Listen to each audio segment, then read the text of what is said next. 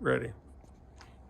Paul, DJ Singley here with Mapsys. Want to show you real quickly the 5200 and the hardware, what it actually looks like. So Kevin is filming. You've met Kevin before.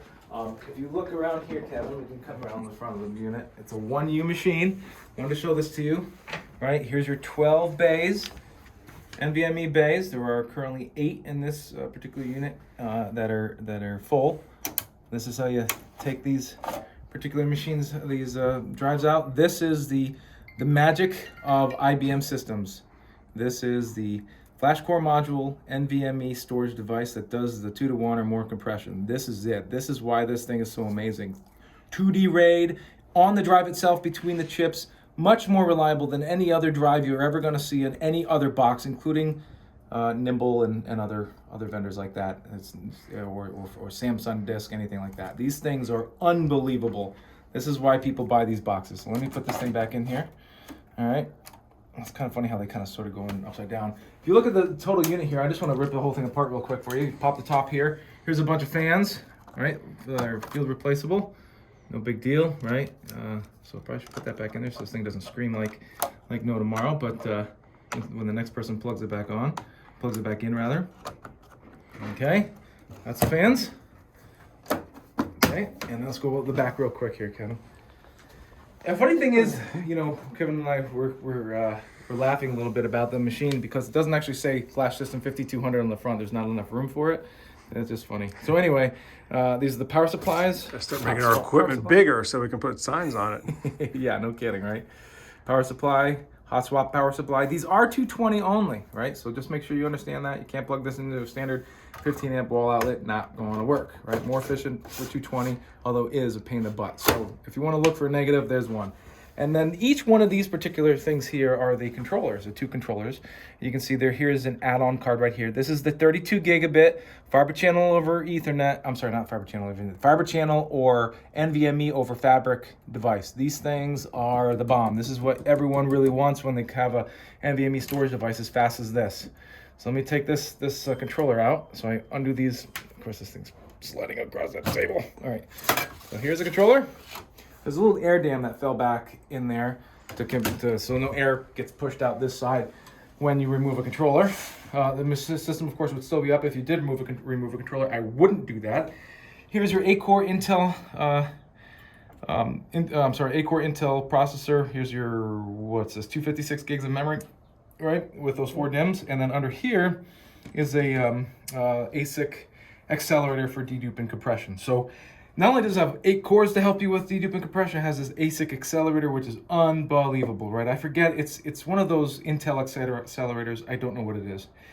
Here is a consumable on almost all SANs right here. This is, of course, a battery. The battery is used to keep the power to the controller in case of a power failure, so it can shut the machine down gracefully. It's a nice big battery. It is a nice big battery, right? Not just your little watch battery. No, these are a couple $100, few $100 if you had to replace them. We've had to do that on occasion with really old units here. If you look over here, you're going to see this particular small NVMe. Again, another NVMe device. This one is the boot device. It's somewhere in the order of 256 gigs or something like that. The machine boots off of it, but also in a power situation, when the power goes off, it will store the contents of the DRAM cache on the boot device and then power down gracefully if it can't write it to the drives in the front of the unit or drives out wherever the data may go. So that's just important for you to know. And then, of course, this is the card that we're talking about. You can put any kind of different cards you want in here. Additionally, I should point out that this is another slot right here, right above the NVMe device. So you could put 2 different add-on cards in here for up to 4 4 ports with 2 different cards of 32 gigabit fiber channel or fiber channel over or NVMe over fabric devices or iSCSI. I will also point out that this is the only device on the market that supports both the new both the new iSCSI connection methods, which are called, geez, Kev, I can't even remember them because almost Rocky and ICER. iWarp. iWarp. Yes, very good. Rocky is ICER. That's Rocky right. is ICER. That's right. Yeah, Rocky and iWarp. So if you're really big into iSCSI workloads, look at Rocky and iWarp and what they do for you. They're basically competing versions of the same thing, RDMA engines to do storage. I think they're both at 25 gig. Is that right, Cap? Yep, 25 gig. Both at 25 gig. Much lower latencies, much less crap around the packets than right. traditional iSCSI. That's right. So this is the machine. This is what you're buying. It's pretty phenomenal. We love it. I will say that the second port here, if you were to want to expand into SAS-based disk drawers with SAS-based devices like SAS-based SSDs or spinning disk, you would need to put your SAS adapter here to actually do the expansion. So that's another reason why maybe you won't want to fill this up with an interface card. If you look at the back here, here is your service IP or service port here. When you're first powering on the device, you assign your laptop 192.168.1.0. something address, and you go to 192.168.1.0.1, and that'll take you right to the first couple of screens to assign the entire IP address for both controllers. When you're done with that, you simply plug this into your production network and go to that IP address, and bam, you're into the interface. Unbelievable. One USB port in the back here. That USB port is used for the encryption keys if you were to encrypt your data and using the encryption key method.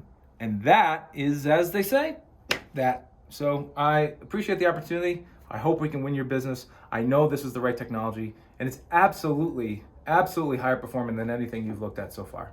Unless you want to look at a 7200 or 9200, that's even bigger and better. So appreciate the time. Enjoy the weekend. Take care.